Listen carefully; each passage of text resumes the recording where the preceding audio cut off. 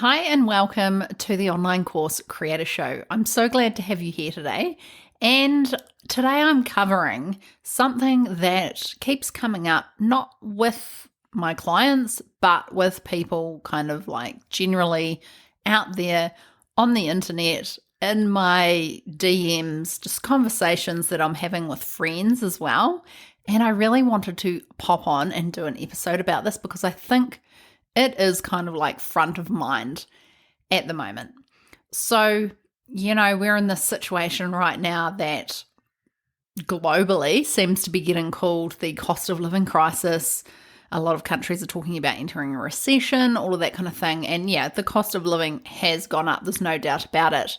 And I wanted to talk a little bit today about how if you've experienced maybe a decrease in your launches, what you can actually do about it rather than just saying, oh, the economy is not good, or I'm not going to launch or whatever. So that's what today's episode is all about. I think it's really timely and I think it's really important. So I hope that you tune in and get something out of today's episode because what I'm discussing will help you in any situation where you may not be getting the results that you're expecting. So stay tuned.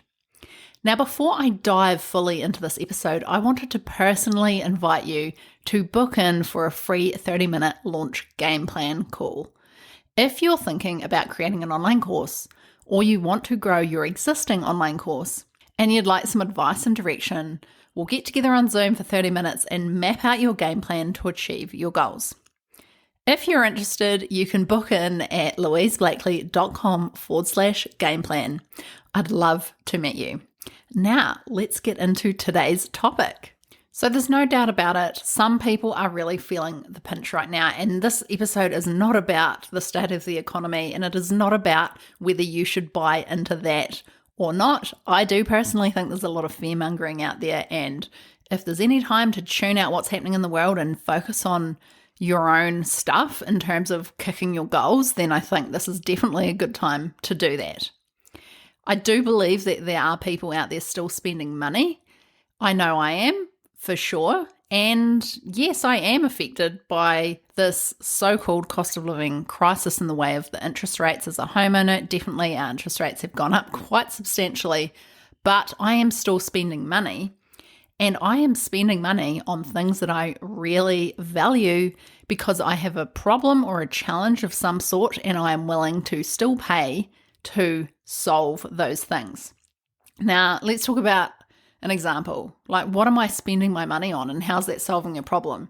So, one of the things that we are looking at purchasing is a whole house water filtration system, which is, like, to me, pretty bougie. It's something that a long time ago, or even not that long ago, like that would just seem so extremely luxurious. However, it has become more and more important for me because I have had dermatitis. We have moved into a house about 6 months ago and my skin is like drier than ever. I am a person who absolutely does not like tap water at all and I haven't drunk it for probably about 4 or 5 years. And now I'm wanting to bring that next level in where we have showers in filtered water, we have baths in filtered water, and to me, that is important. And it's also solving a problem because I'm actually having skin issues. When we had one of the companies come out for the filtration system, he did a test on our water and he said the level of chlorine in your water is extremely high. So that would explain somewhat of the issues that we're having. And for me, it's a problem and I'm willing to pay to solve it. And as you can imagine, a whole house water filtration system is not cheap. Like, it's multiple thousands of dollars. But there's that problem that I want solved. And that is something that I'm going to be talking about today. Whereas I definitely, because of the rising interest rates, I have cut down spending on the things that were kind of like a nice to have, a bit of I wouldn't say luxury because I think the water filtration system is it is probably considered in society as a luxury, whereas I feel like it's almost essential for where I'm at right now. Okay, so that is the thing. Like, people are unless you are in like a dire situation, most people are probably cutting down on the things that were really just kind of add-ons anyway, not really solving problems, but just giving them pure joy. Whereas now we're thinking, well, where am I spending my money? And probably being a little bit more conscious. I also think there's something to be said about who are you actually trying to attract when you're selling your online course, and are you potentially marketing to everyone rather than that kind of dream segment of your audience? And those people, they're always going to have money to spend, right? So I want you to stop buying into the noise about how launches are down. There's nothing you can do about it. I do know a few people who have had like reduced launches. I've heard a lot of chat about this. I have had friends reach out to me. I've had quite a few conversations in my DMs about this. And I think that right now is a time where you can do things very strategically and you will not be affected by what's happening in the economy so much. Whereas the last few years, things have been extremely good in this space. I think they still are, but over the pandemic and stuff, like people were spending money like crazy.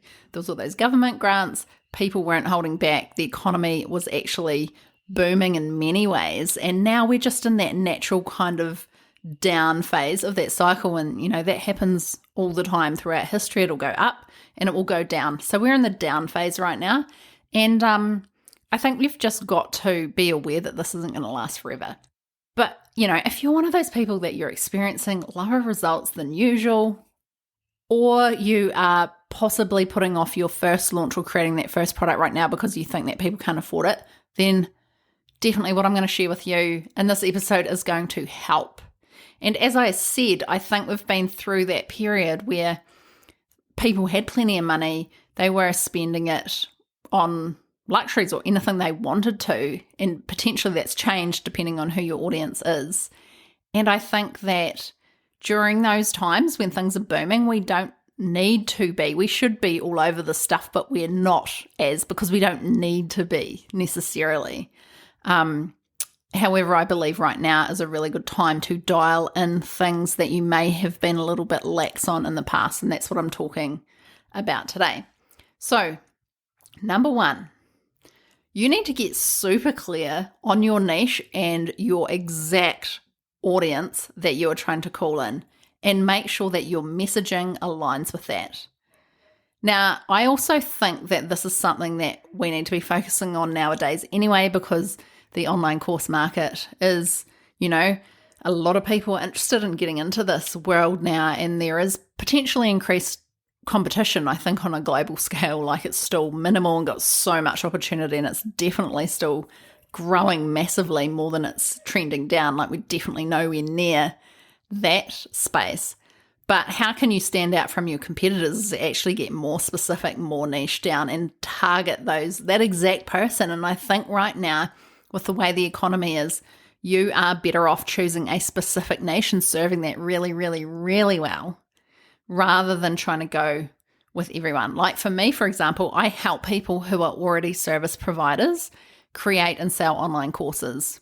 So my message is specific to that person. It's not like anyone that wants to make money on the internet who maybe wants to start a side hustle or anything like that. Okay, so that's a good example.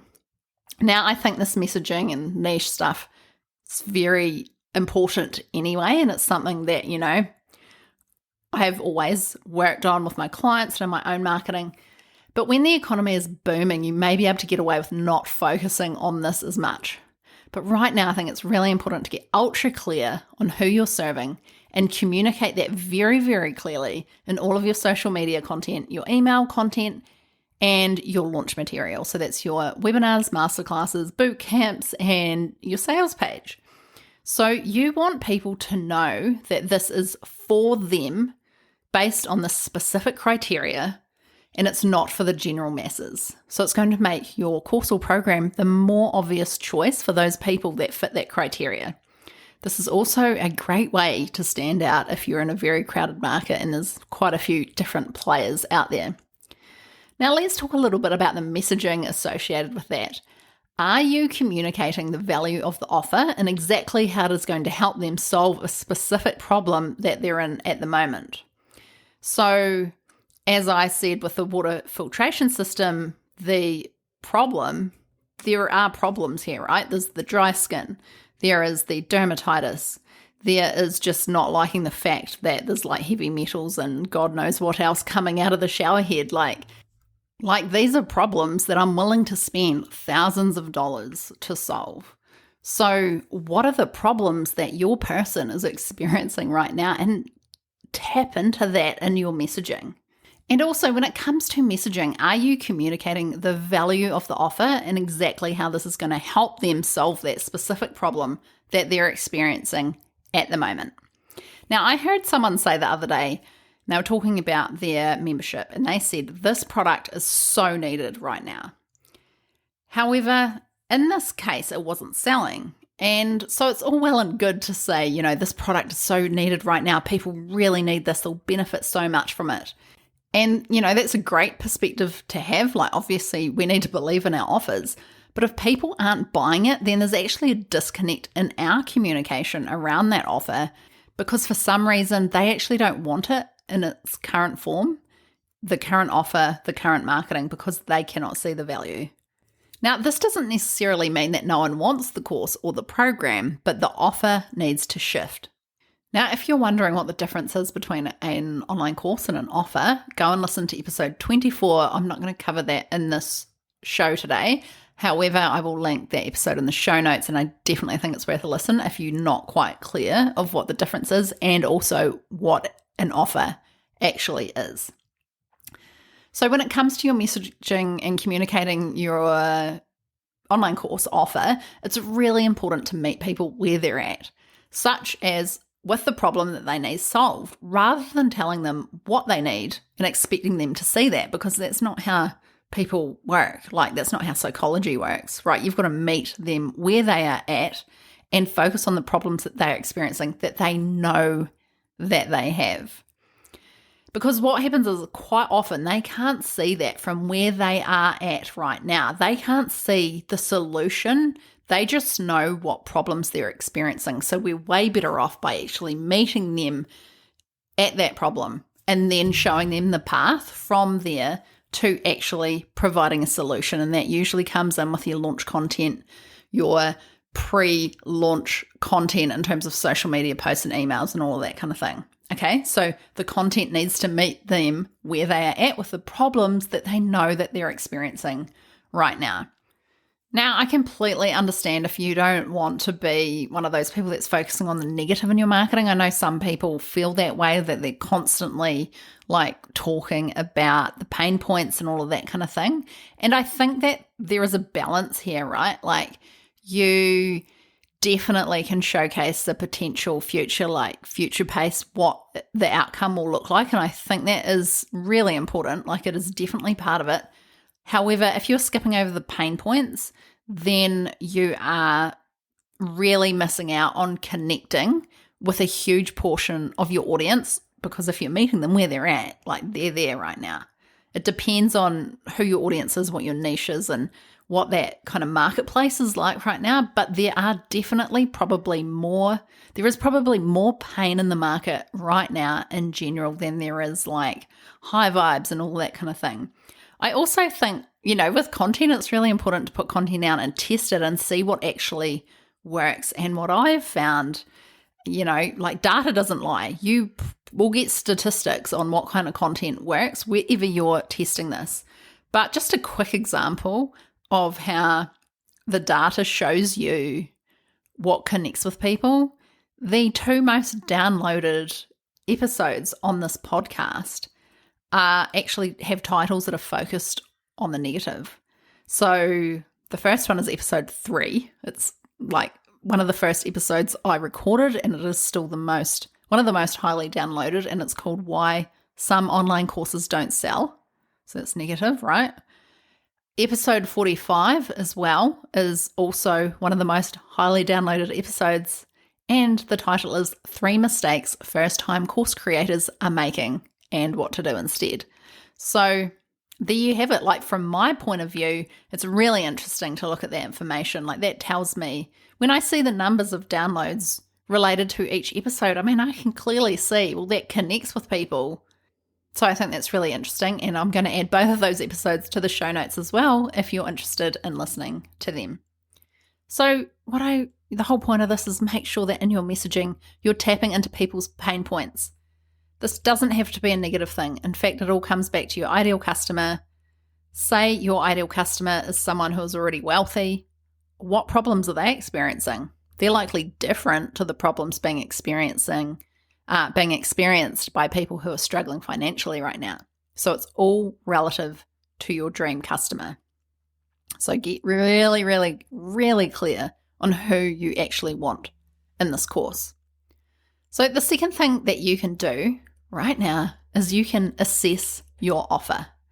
So as I mentioned before, what worked really well during peak times of the pandemic, where everyone was spending money like crazy, which we're at a peak of the economy because there was so much money being put into the economy by the government, which has caused this inflation, and we're kind of paying for it now, right? But that's a whole other story. So, people were very keen to spend money, whereas now people are holding back and really kind of thinking about things for a bit longer and, being more mindful. And in some cases, literally, they're watching every cent. So take a look at your offer and ask yourself, is this a no-brainer offer where the perceived value is so much higher than the price that you're charging? Like, would you look at it and think, oh my God, there is just so much in there, and the price, it just seems like absolutely what a bargain. I have to buy that course. Now, this doesn't mean to lower your price at all. That's not what I'm saying. I don't think now's the time to be reducing your prices. Definitely not. I think that can do ongoing damage. But what it does mean is that someone sees it and just thinks, that is such a good buy, I just have to have it. So the price needs to be relative to the cost. So a good rule of thumb is that your offer should be worth 10 times what someone is paying for it. And that's just not a now thing, it's an always thing, right? So what is the outcome that you're creating for someone from the course? And, sometimes those outcomes are worth $100,000. So potentially you could charge $10,000 for a course. Now, I haven't actually seen courses for that price. Definitely group coaching programs, masterminds, and private coaching. Definitely, it's quite common to charge that high price. For online courses, the highest I've seen is around about $3,000. So, if you think you're creating $30,000 worth of income for someone, or, if you're not in the business space, are you creating $30,000 worth of impact in some way or other, then is your offer priced relative to that? Now, I definitely am not saying, like I said before, do not drop your prices, do not go and think that you've got to create a low-cost course, because I don't believe that's going to convert any better right now. Something that I truly believe, it is just as hard to sell a $50 offer as it is a $1,000 offer, right? You still have to be very clear on your messaging and communicating the value of your offer. So it could be, look at your offer and think, what else can I add here? How has my market shifted? How has my ideal customer's world shifted with what's going on right now? And how can I cater to that? So they see that and they're like, oh my God, that person understands me. They understand my problem, what I'm struggling with right now. So what could you add to your offer that is going to make it more of a no-brainer? So I've already talked about messaging. I think that's really important. So how can you use what's happening in the marketplace right now, which means that the needs of your customers may have changed slightly? How can you change your content to reflect that? And it could be like your launch event, like you're actually doing a masterclass on a topic that is really important right now to these people. Or you could add some bonuses that deal with current situations that may not have been an issue for your ideal customer like a couple of years ago, and now it's a problem that they're experiencing right now, you can add that bonus and you're increasing the value of how important it is to that person right now that they solve this problem, and you're giving them the ideal solution. And it ties into what I talked about first, about getting specific on who you are helping. Now, the third thing that I think is really important right now is to make sure that you have some kind of mechanism in your business to have two-way conversations with people out there in your marketplace. I feel like in the online course space, there is this mentality that you're just going to create a course and hopefully, you might do self-study if you're that way inclined. You want a full-on freedom business. You want to travel the world, and you never actually want to talk to your customers. You just want to do your own thing and see sales come in every single day. And then once they've bought the course, that's it. There's no more communication. And I get that that is compelling, and I have definitely wanted that in the past as well. So no shade at all. However, one thing that I have learnt by actually being someone who has hugely reduced my communication with the outside world, when I say outside world, I mean like the world of my ideal customer, basically because I thought that that's what you did in an online course business, is that you can become quite hands-off in your interaction with what is actually happening for people. And if that is the case, then it's actually really hard to find out what problems they're experiencing, how the world has shifted for them, what's current in their world, that kind of thing. And, this creates a disconnection where you're still putting out stuff that may not be that relevant to where people are at, and you may not be shifting along with the market. So I definitely learned my lesson there, and I think this is something that's really important. Just to understand where your audience is struggling right now, how that may have changed, and what would really solve that for them. So I recommend in your business right now, have some kind of channel where that two-way communication can happen, where you can actually cultivate conversation with people that you're not working with yet. So this can be by doing free, no-pitch calls. This is something that I've been doing. You would have heard me mention it at the start of this episode. And it has been really great for me personally to reconnect people out there in my audience and hear exactly like what they want to do, what their dreams are, where they're stuck, what they need help with, that kind of thing. You could also create a community forum somewhere like a Facebook group. You could also go into other Facebook groups and just become really curious and ask people questions and have conversations with people. I think it's just really important to get into that environment where you can ask people questions about what's real for them right now.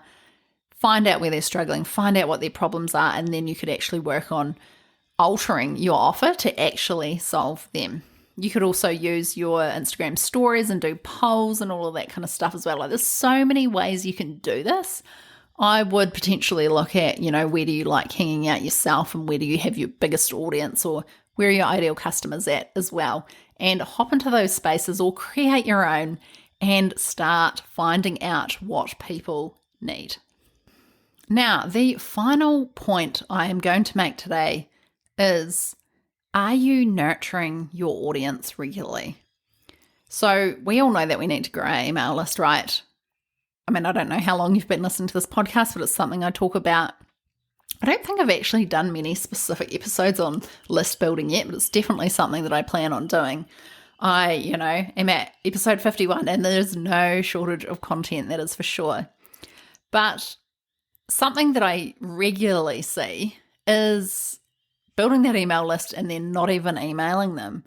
And I think this is a big problem. And like I just spoke about, it is very important that we're creating connection with our people and we're talking to them and we're creating that conversation. Actually, email can be a really great way to do that too. But if you're just building your list all the time and you're not engaging with these people effectively, I think that, it's definitely going to be hurting your sales, because the time for warming up your audience, like when they first sign up onto something, probably quite coldish. And then, if you want that person to then buy your course like 2 to 3 months later, you actually need to create conversation. You need to provide value. You need to build trust and authority and all of that kind of stuff. That only happens by getting in front of them and showcasing things that are going to connect with them. So if you are not connecting with your audience enough, if you're not sending out regular emails, I definitely think that, this is something that you may have gotten away with not doing in the past, but I think right now it's super important to be connecting with people in any opportunity that you can. And if you're spending money on building an email list, maybe you're doing Facebook ads, then definitely spend that half hour a week and actually write a newsletter and connect with them. If you have regular content, like maybe it's a blog or a podcast, send it out to your list just so that you're keeping in front of them and providing them value that way.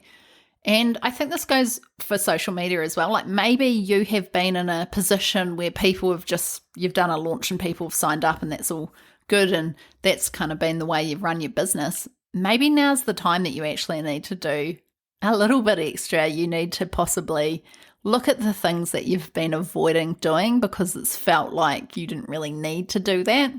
I think if you're experiencing lower than normal launches right now, it's really important to start doing those things, connecting with our audience and then nurturing our audience and actually caring about our audience and actually really trying to understand exactly where they're at and providing the ultimate solution in your offer is really going to help you.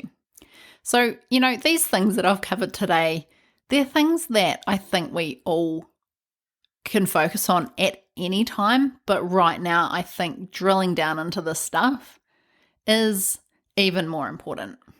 So just to wrap it all up for you, the 4 things that I mentioned today is you need to get super clear on your niche and make sure your message aligns with that. So that means your message aligns with their pain points, their dreams, their hopes, their goals, all of that kind of stuff.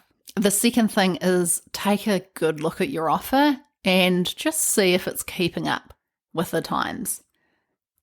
And, maybe there's some tweaks that you could make there. And that does not mean recreating your online course. And go and listen to episode 24 if you're not sure what I mean by that. The third thing is to create two-way conversations so we're getting really good feedback on where people are at right now. We need to open up those channels and let these people into our lives and have conversations, that kind of thing. And finally, we spoke about nurturing your existing audience and potentially showing up more than you have been. So thanks so much for listening today. If you learned a thing or two on this episode or had an aha moment, I'd love you to take a screenshot of this episode in your podcast player and share it to your Instagram stories.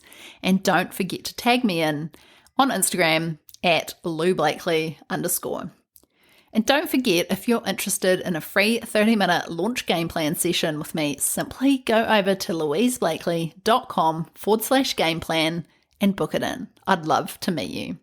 Have a great week, and I'll see you in the next episode.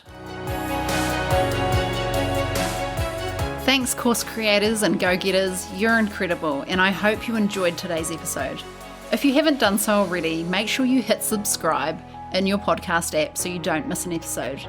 If you'd like to find out more about what I offer, head across to loublakely.com. See you next time.